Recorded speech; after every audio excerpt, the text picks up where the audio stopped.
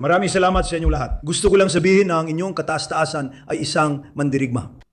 Nandun siya, lumalaban at ginagawa ang dapat gawin. Kilala siya dahil doon. Siya ay isang matapang na lalaki. Mayroon siyang dakilang bansa. Napakagandang bansa niyan. At matagal na silang kaalyado ng Estados Unidos. Pero masasabi ko na mas igit pa, simula na ako'y maupo, masasabi ko nag-invest sila ng $1 trillion sa Estados Unidos. Sinabi ko rin sa kanila kanina sa isa pang pagpupulong na may higit $11 trillion tayong investment sa Estados Unidos na record ito. Nagtatayo ito ng mga pabrika at planta ng sasakyan. Gumagawa tayo ng mga bagong bagay. Ang record noon ay 3%, $3 bilyong, ilang taon na ang nakalipas kasama ang ibang bansa. At malalampasan natin ang 11. Dapat ay umabot tayo sa 11.3 trilyong dolyar. Kaya wala na makakatulad dito. Hindi ko alam kung kaya mo pero gusto ko lang sabihin na naging pambihira ang relasyon. Siya ay lalaking lubhang iginagalang. Nirerespeto siya at ang kanyang bansa ng lahat. Isang karangalan makasama ka. Kakatapos lang naming pumirma ng kasunduan sa Iran. Ang bansang ito ay naging isang napakalakas na kaalyado. At may magagandang bagay na nangyayari. Nagsisimula ng gumalaw ang mga barko ngayon. Magiging bukas ng lahat hanggang Biyernes. Nagsisimula ng gumalaw ng maayos ang mga barko. Nagsisimula ng lumabas ang langis. Bumababa ang presyo, tumataas ang stock market at maraming magandang nangyayari. Pinakamahalaga, hindi magkakaroon ng sandatang nuclear ang Iran. Ganyan ako nasangkot dito. Hindi natin papayagan mangyari ito, kaya wala silang sandatang nuclear.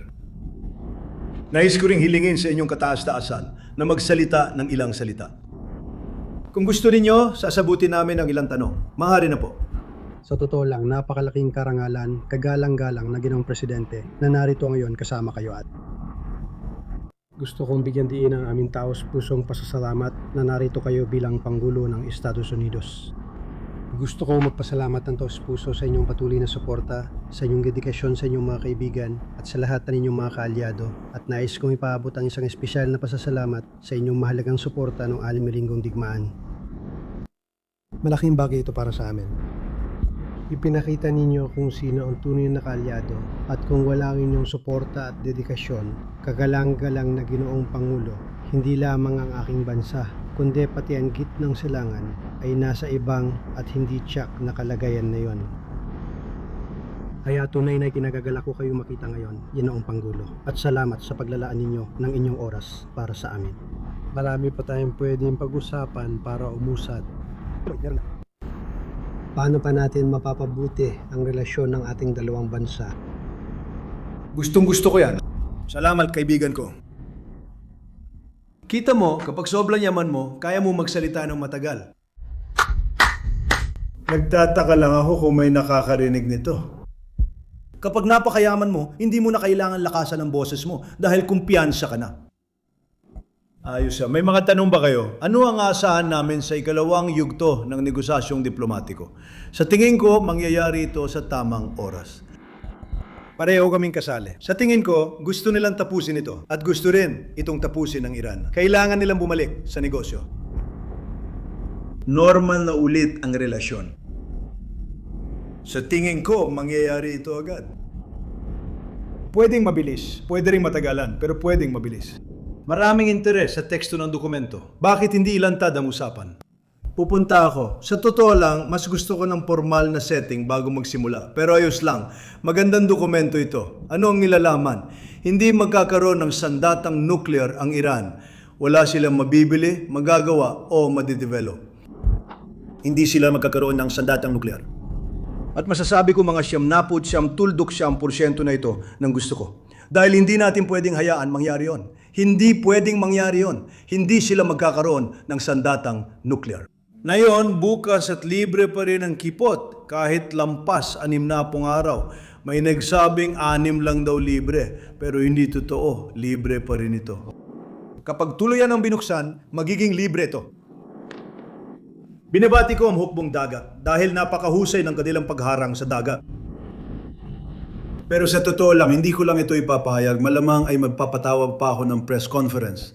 At babasahin ko ito sa inyo, salita sa salita, para masiguradong tama ang pag-uulat ng media tungkol dito. Dahil ito ay isang napakahalagang dokumento. At iba kay Obama na maaari sanang sirain ang gitnang silangan dahil sa kakilakilabot na JCPOA.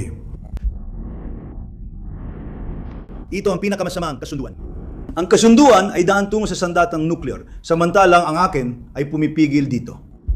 Sabi ko, may mga tao nagsasabing mayroon na tayo noon. Siya ay nagbayad ng malaki, pero tayo wala.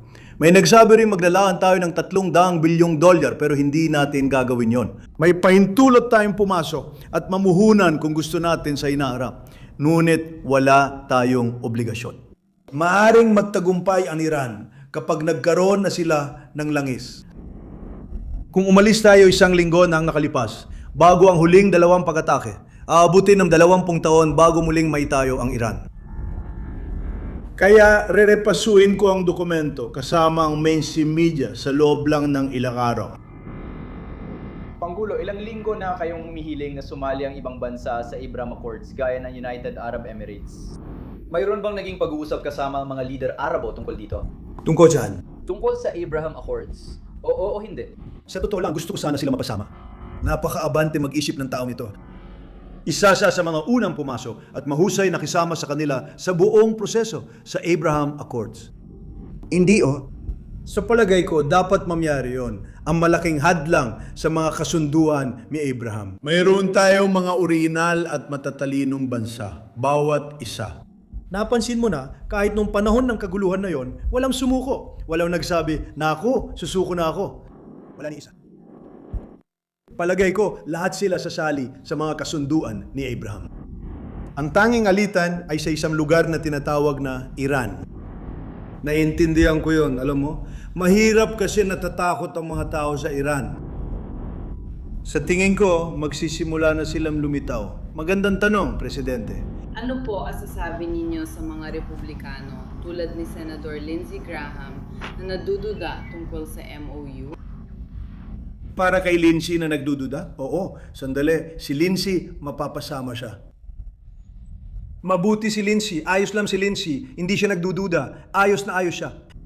Tingnan mo, may isang bagay na napakahusay na sinasaklaw ng kasunduang ito. Hindi tayo nagbabayad para sa kahit ano, wala tayong ginagawa.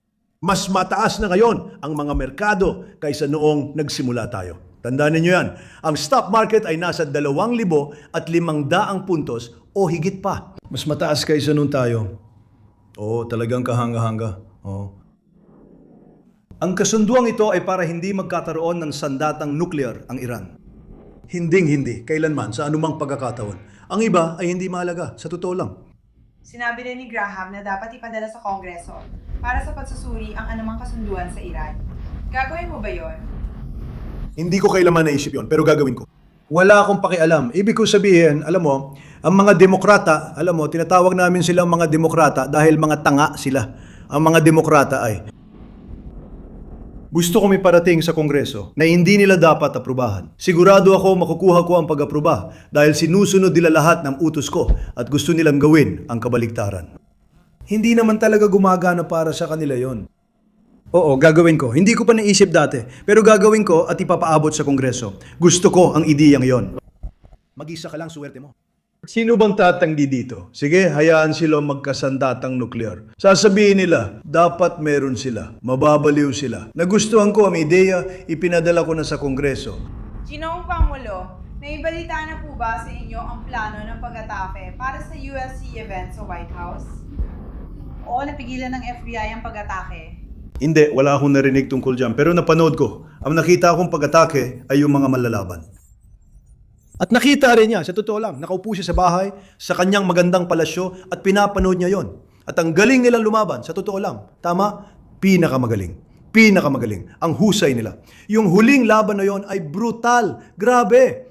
Magaganda yung dalawang huling laban. Yung dalawang laban, Lahat ay maganda. Magandang gabi talaga. Iba talaga para sa White House. Pero si Amar, sana nandun ka. Nagtayo kami ng napakagandang arena. Magaling ang ginawa ni Dana. May laban po ba ulit next year, Presidente? Sa totoo lang, hindi ko alam. Nagawa mo yan sa loob ng 250 taon. Siguro sa loob ng 50 o 300 pa, Ginoong Pangulo. Iniisip niyo po bang dagdagan ang mga sanksyon sa Rusya at kung ire-renew niyo ang mga iyon? O baka magawa na natin yan agad dahil umahagos na ang lamis. Kaya kami ay nag-alis ng mga sanksyon dahil malinaw na ayaw naming pigilan ang langis. Kaya nasa posisyon na kami para gawin yon. Malapit na, hayaan na lang na mag-expire ang mga iyon. O sige, sa isang punto. Ginoong Pangulo, may tanong po ako. Tungkol sa Estado. Ang gandang tao, siya ba'y galing sa inyo? Nakita mo? Siya ba'y taga roon? Oo, hindi, mabait siya. Ang mga tao ko ay napakasama ang ugali, ang gwapong lalaki. Pagsamahin mo sila. Mag-iingat ka ha, pwede ko siya isali sa pelikula ngayon. Sige. Ginoong Pangulo, paano natin masisiguro na mananatiling bukas ang kipot ng Hormuz para sa malayang paglalayag sa inaharap? Magkaroon ng malakas na pangulo ang Estados Unidos. Iyan lang ang paraan para magawa yun sa tingin ko. Kahit pa may mga kasunduan gusto mo. Para sa masasamang tao, walang halaga ang kasunduan. Tingnan mo, tayo ang nag-block nyon. Nag-block sila. Pagkatapos, sinabi natin, sige, tayo na ang nag-block para sa kanila, kaya hindi sila nakatanggap ng langis. Kailangan mo ng malakas na presidente sa Estados Unidos. Totoo ito, sa maraming bagay. Maraming magagandang mangyayari. Alam mo, Mas alam mo yan kaysa kaninuman, di ba? Sigurado, mas alam mo yan kaysa kaninuman. Pwedeng pag-usapan ng mga ECOA ang plano para sa pinayamang uranium sa bundok. Alam namin, tara na. Sinabi ng Iran na tatanggapin nila ang US. Gaano sila kay-spesipiko? ayos lang ang Iran. Sa tamang panahon, hindi kailangang magmadali. May mga kamera tayo sa kalawakan na nagbabantay, kaya alam natin kung sino ang pumupunta roon na kadalasan ay wala naman. Ang mga bombarderong B-2 ay tumama sa lugar. Bumagsak ang buong bundok sa loob. Mahirap ang paghuhukay doon. Wala nang ibang kayang gawin yon kundi tayo. At malamang ang China, pareho kaming may kagamitan para roon. Hindi pa natin nakakaya. Nagmamadali tayo, pero magagawa rin natin to. At kapag nagawa na natin, wawasakin natin yon. Bahagi yan ng plano. Ayaw nating kunin, gusto nating wasakin. Marami tayo niyan. Bakit kayong dalawa ay maghahapunan sa Versailles, Pransya, bukas ng gabi? Kaya alam mo, mahilig talaga ako sa magagandang lugar at aalis sana ako mamayang hapon. Pero inimbitahan ako ng presidente ng Pransya na napakabait na tao para maghapunan sa Versailles. Ang Versailles ay hindi lang puro gintong palamute. Totoo rin talaga ito. Sinabi ko na gusto kong pumunta. Ang ibig lang sabihin nito ay mas gabi akong uwi. Sa totoo lang, maaga pa at hindi rin ako masyadong natutulog. Nasa Oval Office ako. Hindi ako magsasaya ng oras dito. Kaya kailangan ko sabihin, maganda ang takbo ng bansa natin. Mas magandang kalagayan ng bansa rayon kaysa dati dahil mataas ang stock market. Ang mga 401k natin ay nasa record high. Tumaas ng 25%. At talagang maganda ang kalagayan natin. Makikita ninyong gumababa na ang presyo. Samantalang noong naupo ako, sobrang taas ng mga ito. Naranasan natin ang pinakamalalang inflasyon sa kasaysayan natin, tumaas ang mga presyo. At mahal ang itlog at bacon. Mahal ang lahat ng bagay. At ang unang tanong na ibinato sa akin ay, kumusta naman ang usapin ng pagiging abot kaya? Nag-presscon ako isang araw matapos manungkulan. Tinanong nila tungkol sa pagiging abot kaya. Sabi ko, hindi ako ang dahilan nito pero inaayos ko para bumaba. Ngayon, dahil malaki ang ibinaba ng presyo ng langis, bumaba ng 6 o 7 dolyar kahapon. Kapag bumababa ang presyo ng langis, sumusunod ang lahat. Sabi ko na yan dati, di ba? Malaking ginhawa ang bumababang presyo ng langis. Kasi kung paano gumalaw presyo nito, ganoon din sa iba. Ngayon, bumaba presyo ng gasolina. Nasa 70 dolyar na lang kada bariles na yon. At tingin ko, kaya pa natin itong pababayin. Noong ako ay nasa Iowa, nagkaroon kami ng malalaking tagumpay doon. Nang umalis ako, napansin ko sa gasolinahan, $1.85 bawat galon. Doon tayo noon. Karaniwan ay medyo mas mahal. Pero may nakita akong dalawang gasolinahan, $1.85. Mayroon ding $1.90. Alam ko madarating natin ang mga antas na yon. Isang malaking karangalan ito para sa akin. Maraming salamat sa inyong lahat. Ang galing mo talaga. Ang galing talaga.